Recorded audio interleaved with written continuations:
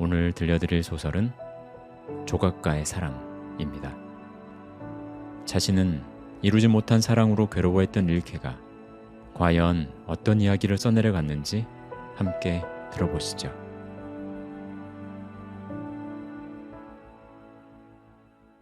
안네 마리가 베르너의 방에 들어서자 얼굴이 창백한 청년은 방금 새기고 있던 목조를 옆으로 치웠다. 그는 무릎에서 나무 부스러기를 털어내고 크게 뜬 눈으로 그녀를 쳐다보았다. 어두운 그 눈에는 불쌍한 고아나 적적한 병자들이 아주 사소한 호의를 받았을 때 보이는 감동적인 감사의 표시가 서려 있었다. 안네 마리는 그것을 전혀 알아보지 못하는 듯했다. 그녀는 그것에 이미 익숙해져 있었던 것이다. 그녀는 그저 미소를 지었다. 어린아이 같은 긴장된 호기심으로 중단된 작업을 바라보았다. 성모 마리아 상인가요? 그녀는 물었다. 나무 조각을 주워 고아한 손가락으로 바스락바스락 만지작거리면서. 베르너는 연신 고개를 끄덕였다. 맞아요. 성모님이죠. 내거리에 세우거나 문간 감실에 모셔두기 위한 성 요한이나 성 로렌츠를 주문받은 적도 있었다. 그는 때때로 각별한 수호신으로서 저희들을 순환해서 지켜주소서라는 문구를 새긴 성 니콜라스나 물어뜯는 벌레로부터 저희들을 지켜주소서라는 각인을 새긴 성 에기트도 만들었다. 이것들은 모두가 주문을 받았던 것인데 몸이 허약한 베르너는 사실 주문을 거의 받지 못했다. 그는 대개 제 나름의 구상으로 목조를 새겼다. 그것은 모두 성모 마리아였다. 자랑스러운 모성애로 포동포동하고 건강한 아기 그리스도를 솜의 주름이 많은 팔에 안고 있는 대형의 성모상. 자기가 어머니라는데 도리어 놀란 듯이 가벼운 피로감을 느끼고서 축복하는 어린 구세주를 어디엔가 살며시 내려놓으려 하고 있는 작은 성모상. 높고 널찍한 관을 쓰고 두 손을 내밀어서 언제까지나 무엇을 주고 있는 듯한 성모상. 수줍고 두려워 딱딱하게 굳은 두 손을 가슴 위에 올려놓은 성모상. 더구나 이 성모상은 너무나 자주 오랫동안 눈을 내리깔고 있었기에 눈꺼풀이 몹시 무거운 듯 보였다. 마지막으로 색칠만 하면 완성되는 성모상도 여러 개가 있었다. 두 볼이 빨갛게 그리고 입술이 진홍으로 채색되면 아주 생생하고 더 훌륭한 성모상이 되었다. 아무튼 어느 성모상에게도 똑같은 하나의 표정이 감돌고 있었다. 베르너가 없었다면 자신들이 존재할 수 없었다는 베르너에 대한 커다란 감사와 정을 나타내었다. 누군가가 성모상 앞에 꿇어앉아 기도를 드렸다면 성모상들은 모두 힘을 합쳐서 16살 때부터 마비되어 버린 불쌍한 청년의 다리를 다시 쓸 수 있게 하기 위해 기꺼이 협력했을지도 모른다. 그러나 성모상은 거의 주문을 받고 만든 것이 아니었다. 지붕 밑 다락방에서 멍하니 기다리고 있을 뿐이었다. 설령 마음이 일치했다 하더라도 그러한 기적을 행할 수 있으리라고는 성모상 자신도 생각할 수 없었을 것이다. 마을 사람들은 베르너가 조금도 실증내지 않고 연달아 성모상만 새기고 있는 것을 이상하게 여겼다. 노인들은 그저 어처구니 없다는 듯이 언짢게 백발의 머리를 저었다. 그들은 그것이 모독이라고 믿었다. 본래 성모 마리아가 어떠한 모습이었는지는 아무도 몰랐다. 더구나 다리가 마비되어 교회에도 갈 수 없는 베르너가 어떻게 알 수 있겠는가? 단 한 사람, 전혀 괴이하게 여기지 않는 사람은 안네 마리뿐이었다. 옛적에 얌전하고 상냥한 소년이 다른 아이들과 어울릴 수가 없어 교회의 적적한 목장을 둘이서 함께 거닐던 때를 추억하면 그녀는 베르너가 지금 하고 있는 것이 아주 자연스럽게 생각되었다. 그 무렵은 베르너가 아직 병을 얻기 전이었다. 그러나 그의 걸음걸이가 어쩐지 불안하고 확실치 않아서 걱정이었다. 안네마리는 오히려 그 어설픈 점에 마음이 끌렸다. 두 사람은 한마디 말도 없이 꽃도 꺾지 않고 그저 묵묵히 걷기만 했다. 그럴 때 문득 베르너의 입술은 나직이 애절하고 동경에 가득 찬 노래를 부르는 것이었다. 무슨 노래인지는 아무도 몰랐다. 그리고 저녁 해가 버드나무 가지 뒤로 빨갛게 저물어 갈 때 그는 마치 사랑하는 사람이 정말 죽어가는 것처럼 소리내어 울었다. 그러나 이것은 모두가 두 사람이 어렸을 때의 일이다. 안네마리는 지는 해를 보고 우는 것과 성모 마리아를 새기는 것이 크게 다를 바 없다고 생각되었다. 특히 그에게 병이 있다는 점을 감안해 본다면 베르너의 생활이 조금도 이상해 보이지 않았다.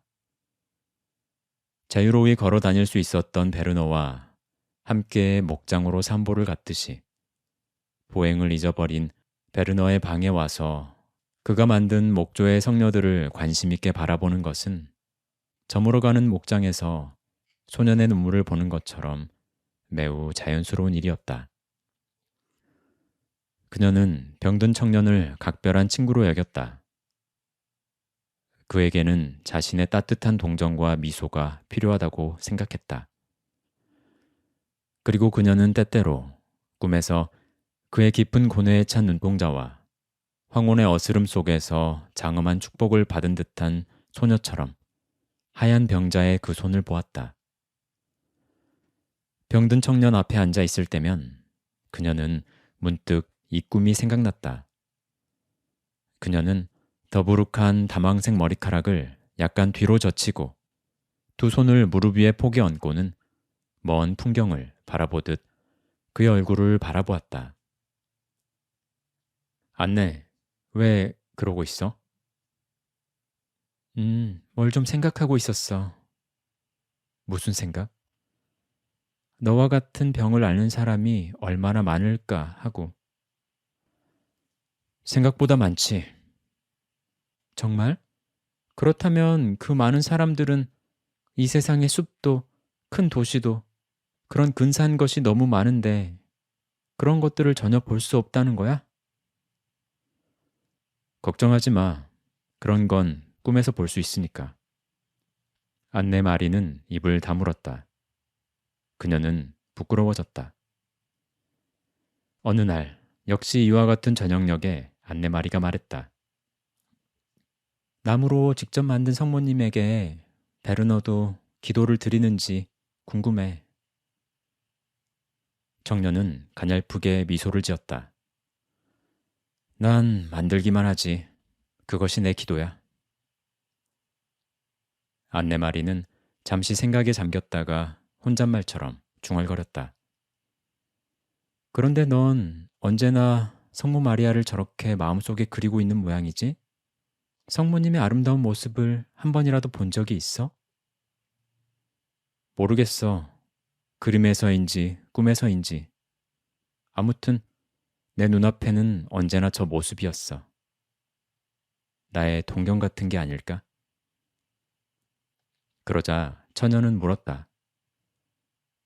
저 많은 성모상에서 어떤 게 성모님을 가장 많이 닮았다고 생각해? 베르너는 조용히 눈을 감고 대답했다. 모두를 다 합쳐야 돼. 내가 만든 모든 성모상에서 가장 상냥한 것과 가장 자비로운 것, 가장 부드러운 것을 하나로 합칠 수만 있다면 그게 나의 동경과 가장 닮은 것이라고 할 수 있지. 난 노상 새 것을 새겨 나가야 돼. 거기에 수많은 친밀감과 자애로움이 깃들어 있으니까. 내가 만약 언젠가 이 모든 성모상을 하나로 합칠 수 있다면 그것이 바로 나의 꿈이고 나는 그 꿈을 사랑하고 있지. 그는 마치 환상의 그림자를 끌어안듯이 두 팔을 벌렸다. 그리고는 몸을 구부려 방금 만들었던 목조를 집어들더니 저녁 어스름 속에 높이 쳐들고 소곤거렸다. 언젠간 꼭 만들 거야. 이 모두를 하나로 합친 그런 작품을. 그는 깊이 숨을 쉬었다. 그렇게 되면 그건 너에게 선물해 줄게. 안내. 안내 마리는 장난스러운 눈초리를 하고 웃으며 말했다. 그렇다면 그건 내 결혼식 선물이었으면 좋겠어. 응? 결혼식? 왜? 왜 결혼할 때라야 하지? 베르너의 목소리는 평소와 다르게 무엇인가에 놀란 다음처럼 거칠었다. 안내마리는 정색을 하고 말했다. 그야, 그건 기쁜 날이니까. 이렇게 말하고 나서 그녀는 왠지 마음이 불안스러웠다. 시간이 흘러 안내마리에게 성모상이 필요한 날이 다가왔다. 베르너는 목발을 짚고 매일 아침 다락방으로 올라가서 새로운 작업에 알맞은 제목을 골라보았다. 그러나 알맞은 것이 없었다. 계단을 오르고 제목을 찾는 데 지친 그는 서늘한 방 한쪽 구석에 주저앉았다. 그리고 수많은 성모상을 천천히 살펴보았다. 그의 성모상은 모두가 어린아이조차 기도를 올리는 것을 본 적이 없고 토요일에 촛불을 바치는 사람을 본 적도 없었다. 그래서 모두가 왠지 서럽게 보였다. 안내마리가 이제 결혼을 한다. 그 결혼에 성모상을 선사해야 한다는 것만 베르너는 생각하고 있었다. 그는 오랫동안 안내마리를 만나지 못했다. 지난 그날 저녁부터 그녀는 그를 피하는 것 같았다. 가끔 귀여운 클라라를 보내왔다. 이제 10살이 된 그녀의 여동생이었다. 베르너는 그 꼬마를 몹시 귀엽게 여겨 생쥐라는 별명을 붙여주었다. 기민하고 군것질을 좋아하는 귀여운 소녀였기 때문이다. 하지만 생쥐는 그 반대로 시중을 들어준다는 일종의 우월감을 느끼고 있는 것 같았다. 그래서 언젠가는 허물없이 베르너는 자기의 아기이며 그 중에서도 아주 바보스러운 아이라고 말하기도 했다. 소녀는 매일같이 그를 찾아왔다. 꽃 한 송이라든가 사과 하나를 가지고 왔고 그런 게 없을 땐 왠지 전내가 나는 듯한 입술을 그의 볼에 맞추어 주었다. 베르너는 무엇보다도 그것이 좋았다. 며칠 동안 제목을 고른 후에 베르너는 결국 알맞은 것을 찾아냈다. 그리고 본으로 쓸만하다고 생각되는 성모상 하나를 앞에 놓고 작업을 시작했다. 그것은 아주 큰 아름다운 성모상이었다. 생쥐는 눈을 반짝거리며 입을 벌린 채 눈부시게 아름다운 성모상을 정신없이 바라보았다. 그러다 갑자기 소녀가 소리쳤다. 어머, 이건 실제 성모상이 아니군요. 작업이 뜻대로 진행되지 않아서 애태우고 있던 베르너는 의아스러운 듯이 눈을 들었다. 이 작은 아가씨는 난처한 듯이 입을 다물었다. 보조개처럼 오목하게 오므린 귀여운 손으로 단단히 입을 가렸다. 그게 무슨 말이야? 베르너가 물었다. 왜냐하면, 말해줄 수 없어요. 소녀는 말을 끊고 심술궂은 표정을 지었다. 영특한 아가씨. 성모 마리아가 아니면 대체 누구로 보인다는 거야? 청년이 물었다. 그러자 생쥐는 목조상으로 더욱더 가까이 다가가 자세히 바라보았다. 성녀 아가타? 청년이 캐물었다. 아니요. 그럼 성녀 안나? 생쥐는 그렇지 않다는 듯이 머리를 저었다. 베르너는 생각나는 대로 모든 성녀의 이름을 이야기했다. 소녀는 점점 강하게 부정해 나가다가 마침내는 더 참을 수 없다는 듯이 뾰로통한 얼굴로 말했다. 바보, 성녀가 아니라 사람이잖아요. 베르너는 어찌할 줄 모르는 표정을 지었고 생쥐는 그 얼굴을 보고는 애처롭다는 듯이 이렇게 말했다. 안내 말이에요, 우리 언니. 안내 말이. 병을 앓는 청년의 얼굴이 갑자기 창백해졌다. 하얀 손이 가늘게 떨렸다. 그는 의자에 깊숙이 몸을 기댄 채 마음속에 자리 잡고 있는 안내 마리의 모습을 대형의 아름다운 속모상 옆에 나란히 놓고는 분주한 눈초리로 둘을 비교하기 시작했다. 베르너가 갑자기 입을 다물고 정색한 표정을 짓자 소녀는 처음에는 약간 놀라고 기대에 어긋난 듯한 표정이었다. 그러나 그가 우뚝 일어서더니 목발을 짚고 여느 때의 부드러운 목소리와는 다르게 어서 날 따라와 라고 말했을 때 그녀는 심한 공포감을 느꼈다. 소녀는 몹시 불안해졌다. 몇 번이나 왜 그러냐고 묻고 싶었으나 심장이 두근거리고 목구멍이 막혀서 소리가 나지 않았다. 요란한 소리를 내며 올라가는 베르너의 목발 뒤에서 그녀는 힘 빠진 무릎으로 기어 다락방으로 따라 올라갔다. 어둠 속에서 그녀의 눈이 무엇을 분간하기도 전에 베르너는 그녀의 팔을 잡아 끌면서 격한 목소리로 말했다. 어때? 이것도 안내의 얼굴인가? 생쥐는 너무 어두워 아무것도 분간할 수 없었다. 붙잡힌 팔이 아파왔다. 그래서 울음에 가까운 목소리로 대답했다. 네, 맞아요. 그럼 이것도? 청년의 목소리가 떨렸다. 크게 뜬 그녀의 눈에 간신히 무슨 형체가 보였다. 아래층 작업장에 있는 성모상과 꼭 닮은 것 같았다. 네, 그것도요. 그녀는 몸이 또 끌려가는 듯했다. 베르너가 숨가쁘게 묻는 소리가 애원하듯 울렸다. 여기 이것은?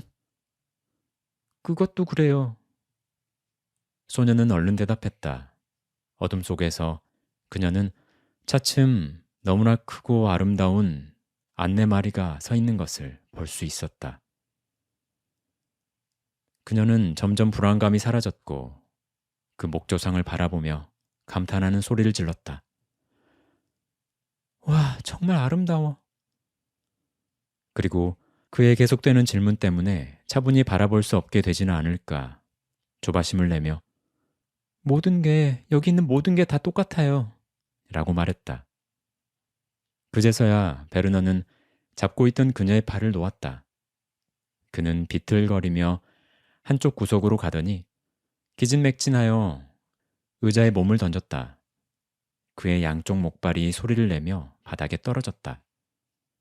생쥐는 겁이 나서 그를 몰래 엿보았다. 그의 얼굴은 몹시 서러워 보였다. 소녀는 얼른 많은 목조 쪽으로 다시 눈을 돌렸다. 그녀는 손가락을 입에 물고 발자국 소리를 죽이며 안내마리의 목조상을 하나하나 보고 다녔다. 그날 밤부터 베르너는 방문을 굳게 닫아버리고 말았다. 식사를 나르는 노파에게만 문을 열어주었다. 하지만 그마저 노파는 손도 안 댄 식사를 다시 물리지 않으면 안 되었다. 그는 밤늦도록 촛불 밑에서 지칠 줄 모르고 목조를 새겨나갔다. 손이 열병을 앓는 것처럼 뜨거웠다. 작업에 기진맥진하여 이제 손가락에 감각이 없었다. 한밤중에 촛불이 다 되어 서서히 소리를 내며 움찔거리다가 꺼지고 말았다. 그의 지친 두 눈에 암흑이 무겁게 내려앉았다. 그러나 그의 떨리는 손은 결코 칼을 놓지 않았다. 보이지 않는데도 그는 급히 나무를 새겨나갔다. 칼질에 묵직한 반응이 있었다. 옛날부터 그의 동경의 대상이었던 성모님의 은총이 이 캄캄한 어둠 속에서 그의 칼을 움직이고 그의 순종적인 손에 힘을 주었는지도 모른다. 그가 마음속에 아무리 그리려고 해도 똑똑히 떠오르지 않는 얼굴. 그러나 고상하고 성스러운 것의 총체인 성모님의 아름다운 모습을 새기기 위해 그는 일손을 멈추지 않았다. 밤을 꼬박 새우고 따가운 눈으로 아침을 맞았다. 그리고 여명의 흐늘거리는 빛 가운데 목조를 비추어 보았다. 그의 눈에 비친 것은 역시 이전의 모습이었다. 곧 결혼식을 올릴 안내마리. 그녀의 얼굴. 왜 지금껏 그것을 몰랐을까? 그것을 확인한 순간 그는 목조를 창문턱에 내리쳐버렸다. 베르너는 목조를 내던지고 머리카락을 쥐어뜯었다. 하늘에 여름날의 이른 해가 떠올랐다. 지붕에서 잿빛이 사라지고 가까운 정원에서는 새소리와 함께 아침이 부르고 있었다. 밤을 꼬박 새운 베르너는 아침의 장엄한 주홍빛을 바라보고 있었다. 그의 마비된 다리로는 꿇어앉을 수가 없었다. 그러나 그의 절망한 영혼은 간절한 소망으로 무릎을 꿇고 있었다. 그는 두 손을 모아 높이 쳐들었다. 그리고 기도를 드렸다. 성모님, 당신은 반드시 어딘가에 계시지요. 곧 결혼하게 될 여자와 성모님이 결코 같은 모습이어서는 안 됩니다. 저는 오직 당신만을 찬미하고 싶습니다. 하나님께서는 제가 자유로이 다리를 쓸 수 있는 은혜를 거두어 가셨지요. 그 후로 전 오직 당신의 모습을 새겨오고 있습니다. 성모님, 불쌍하고 의지할 데 없는 저를 굽어보소서. 혹시 저의 목조가 마음에 들지 않으신지요? 저의 조각이 시원찮은지도 모르겠습니다. 당신의 아름다운 마음씨가 전혀 나타나 있지 않은지도 모르죠. 그러나 단 하나만이라도 당신과 닮은 것을 만들게 해주십시오. 설령 그것이 석탄의 불꽃이 태양을 닮은 정도의 것이 되더라도 저는 만족하겠습니다. 저는 당신의 은혜를 깊이 느끼고 있습니다. 빛은 오직 당신의 빛이며 사랑은 오직 당신의 사랑이게 하여 주옵소서. 당신은 결코 안내 마리와 같은 모습일 리가 없지요. 곧 결혼하게 되는 안내 마리와 같을 수는. 그의 두 손은 완전히 지쳐서 무릎 위에 떨어졌다. 그는 눈을 감고 기도 후 여운에 귀를 기울였다. 괴롭고 긴 열병의 밤을 견뎌낸 어린아이처럼 그는 조용히 휴식을 취했다. 그러나 몇 분이 지나기도 전에 그는 벌떡 일어섰다. 새로운 제목을 집어서 살펴보았다. 그리고 몹시 흥분된 손놀림으로 분주히 작업을 시작했다. 재빠르게 새겨지며 차츰 형체가 이루어지는 것을 그는 불안하고 긴장된 눈으로 안타깝게 지켜보았다. 그는 신체의 내부에서 무엇인가 신성한 승리를 약속하는 힘이 솟아남을 느꼈다.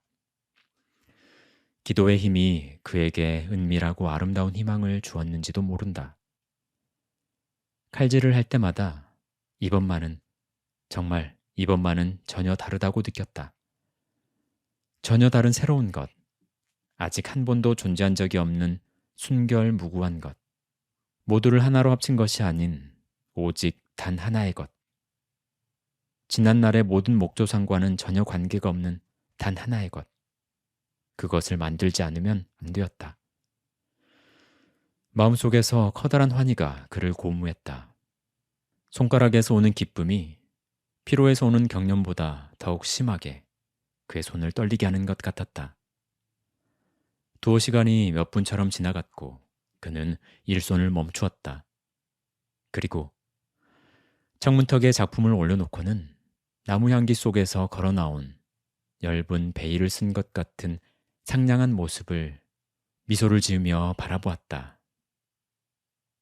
그러나 그는 그 얼굴을 똑똑히 볼 수가 없었다.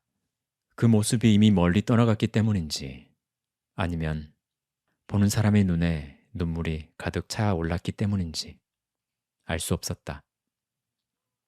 갑자기 베르너는 지금까지 기억에 남아있지 않던 그 불쌍한 병든 어머니를 기억해냈다. 어머니는 너무나 일찍 돌아가셨다. 그의 영혼은 여린 감동에 이끌려 거의 잊어버리고 있던 어머니의 사랑, 그리고 그녀의 곁에 놓여있던 창백한 꽃송이 곁으로 되돌아가 있었다. 불구의 청년이 꿈을 깬 것처럼 다시 정신을 차렸을 때 그는 왠지 어지러웠다. 그는 당황해하며 방안을 살펴보았고 맨 구석 쪽에는 이미 저물어져가는 저녁 어스름이 그늘을 만들고 있었다. 그는 다시 작업을 시작했고 섬세한 얼굴의 선에 재빠르게 손질을 더하며 무슨 확고한 것, 어떤 세속적인 것을 첨가해가는 것 같았다.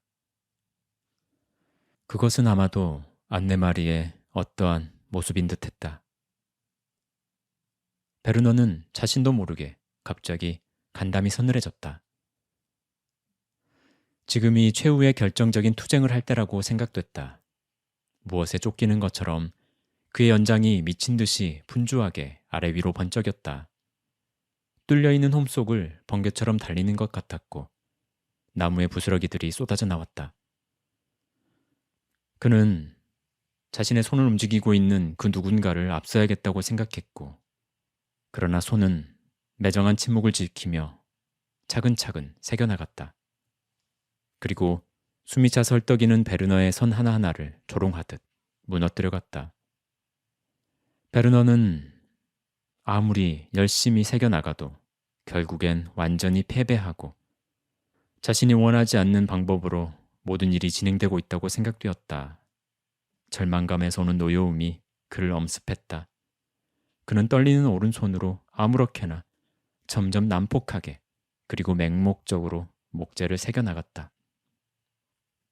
처음엔 온전한 성모님의 목상 같았으나 점차 자신도 모르게 안네마리와 같은 모습을 만들어가고 있는 자신의 손을, 조각칼을 들고 있는 자신의 손을 발갛게 타오르는 빨간 눈빛으로 바라보았다.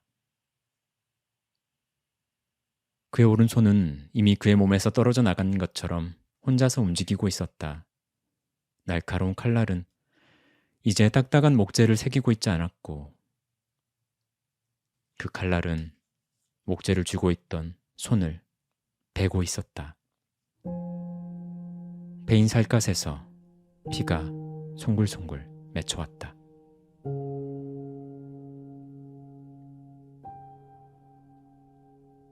네, 이야기는 이렇게 고통 속에서 마무리됩니다. 여러분 어떤 느낌, 어떤 생각이 드세요? 저는 이 주인공인 베르너, 그러니까 자신도 몰랐지만 너무나 깊이 그녀를 사랑하고 있는 자신을 발견한 이 베르너가 도무지 이루어질 수 없는 그 사랑을 내려놓고 싶어 하지만요. 자신의 눈과 머릿속과 마음과 심지어 그의 본능과 피 속까지 너무나 깊게 안네마리가 스며들어 있어서 도무지 떨쳐내지 못한 끝에 실성한 상태가 되어버렸구나, 그런 느낌이 들었습니다. 이것이 바로 릴케의 본인의 심정이었을까요? 너무 아픈 사랑은 사랑이 아니었다 라는 노래 가사가 있죠. 사랑은 너무 아프게 하면 안 되겠다, 그런 생각도 듭니다.